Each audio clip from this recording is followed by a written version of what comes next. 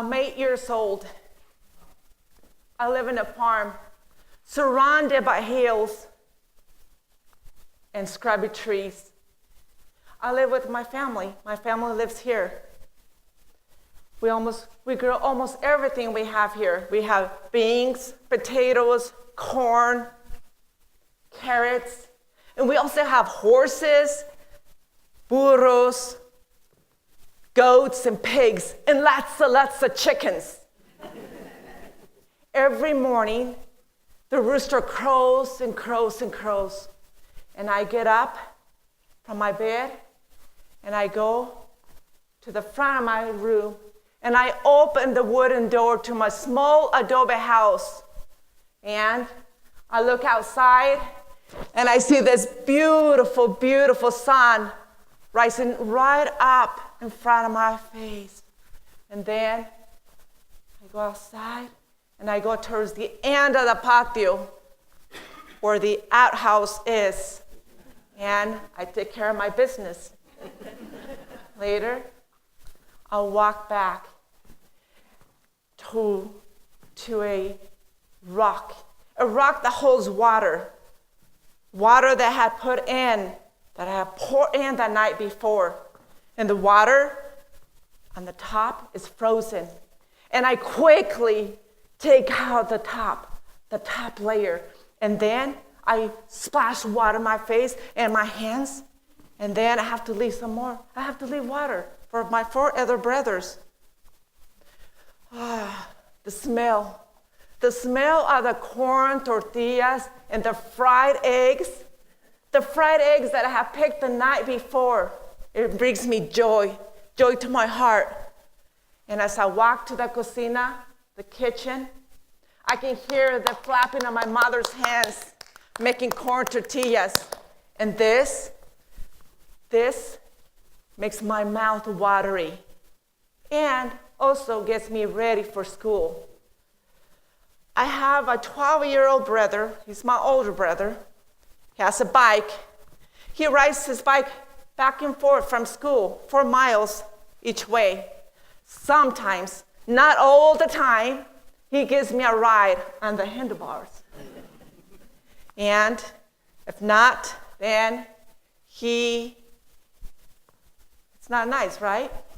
And I'm also accustomed to walking.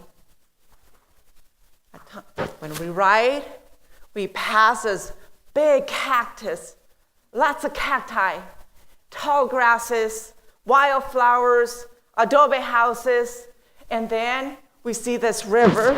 We pass by this river, and there's families washing their clothes by hand. And as we continue on our way to school, I see this ox pulling a wagon full of people, and it's heading to town. And everybody says, "Buenos dias," with a big smile. As I get to school, my school. I love my one-room schoolhouse. Here, there's only one teacher. And I know everybody, all the students, all their parents, their siblings, even their horses, even the burros. I know everybody. Today, when I arrived back home from school, I received a letter from my father.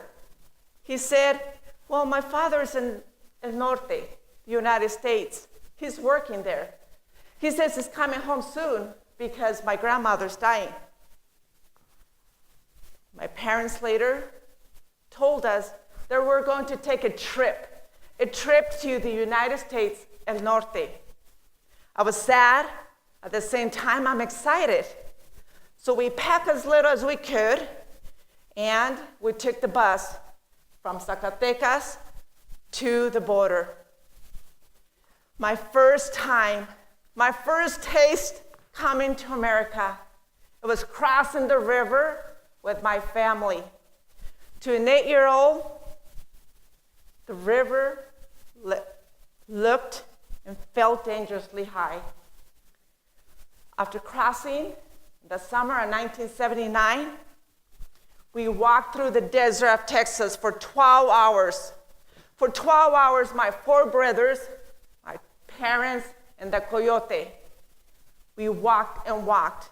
My youngest brother was 3, others were 5, 7, and 12. At night, it was cold. In the morning, it was hot. And occasionally, we would hide under the bridges and hide under the bushes. Every time we hear a helicopter go by or pass by or airplane, and I thought I was promised a trip. Trips are fun, excited, and this trip was not excited. It's not fun. I never had to hear the word immigration so many times. Every time I hear immigration, I would be scared, and I got scared and more scared. And I imagined immigration was this beautiful, not beautiful, but this big monster that was gonna come and take us away. I never have heard the word immigration. Back in Mexico, I never had to walk for 12 hours, and I never had to hear this word immigration. There's a shirt.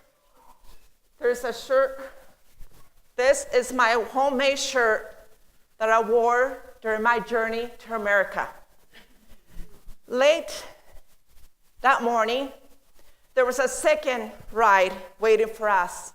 It was a green station wagon that took us from Texas to Colorado. This green station wagon was stuffed, was crowded, and I had to sit in the back on the floor. Up to now, I do not like station wagons, and I do not like green station wagons. We arrived in Greeley. We lived for 2 months in Greeley. Later, we moved to a migrant labor camp in Kersey. Here, this camp, there's no running water. All the shower was outside. No indoor facilities. We had to heat the water and take the shower outside, kind of like in Mexico. Except here, we had to share the shower with every single migrant person there was. And I thought, this is supposed to be better than Mexico. It was the same, except it was colder and it was crowded. My 4 brothers and my parents.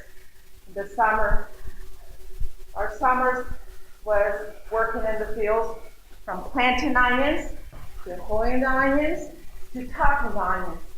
We did this every single year after year, for more than 12 years.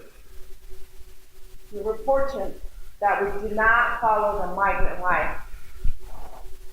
Later, we moved to a dairy farm in Kersey. Here, there was a job for everybody, for the children and for my parents, and my mom, my father. And we worked before and after school. I would have loved to be in sports, but I could not, because I had to help the family financially. And my youngest brother was born, so I had to babysit my youngest brother. And here comes my first time going to school. Platte Valley Elementary School is where I was introduced to the American culture, both language and social norms. I remember the first day going with my parents to get registered. I remember seeing this big brick building called school, and I was afraid. Everybody was white. Everybody was blonde. Back in Mexico, I only had a small house as a school, no bigger than a house, and everybody was dark. Everybody had brown skin. And now here, I was going to take classes in English and also a language that I did not understand. My first day in class, I remember I didn't know how to ask to go to the bathroom, so I would wait for the end of the class, or I would wait until I would go home. And then this specific class, I remember there was a teacher say, that would pinch me sometimes if I did not remember the word in English correct. However, despite the fear and confusion, I still liked school. I kept learning English by reading lots of poetry, lots of poems. 4th grade. I remember it was show and tell. Show and tell. So I go in front of the classroom, and it was my turn, and I share my poem, and it goes like this. Fat and skinny went to bed. Fat rolled over and skinny was dead.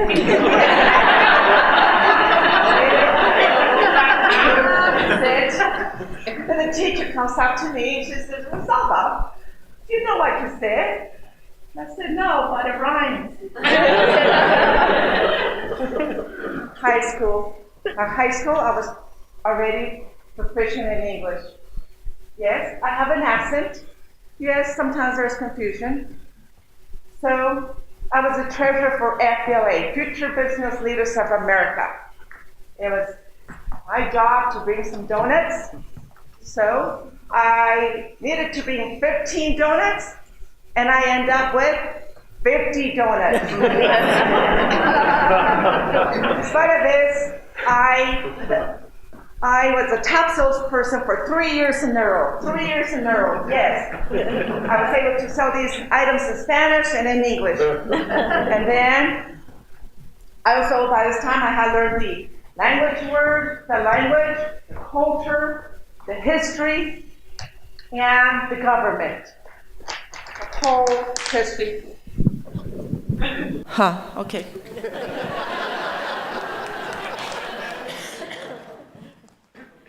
Anyways, by this time, I had learned the American culture, the American history, and the government, American government and federal government.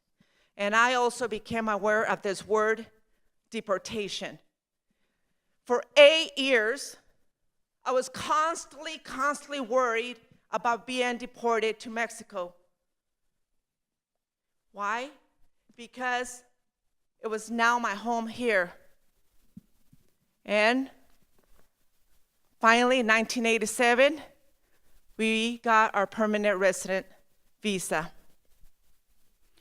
After graduating from high school, I attended the University of Northern Colorado, UNC. It was not very easy for me, but very, very kind people made scholarships available for me. And I lived at home. And actually, my parents insisted of living at home because in the Mexican culture, ladies do not move out of the house unless you are married. So throughout my college years and throughout my master's program, I lived at home. And again, I could have not done it without my parents. College, my second year in college, I became a citizen. I was proud, and I'm very happy. I'm very happy that I am an American and Mexican. Both of these countries have the bald eagle as their national symbol. Like the bald eagle that flies and soars over borders, I am part of Mexico and United States. My home is here. My family's here. I am married to a handsome, intelligent man. We have 2 gorgeous, beautiful children. My first career was a teacher, and now I work for the federal government. That little girl, the little girl who was born in the small adobe house could have never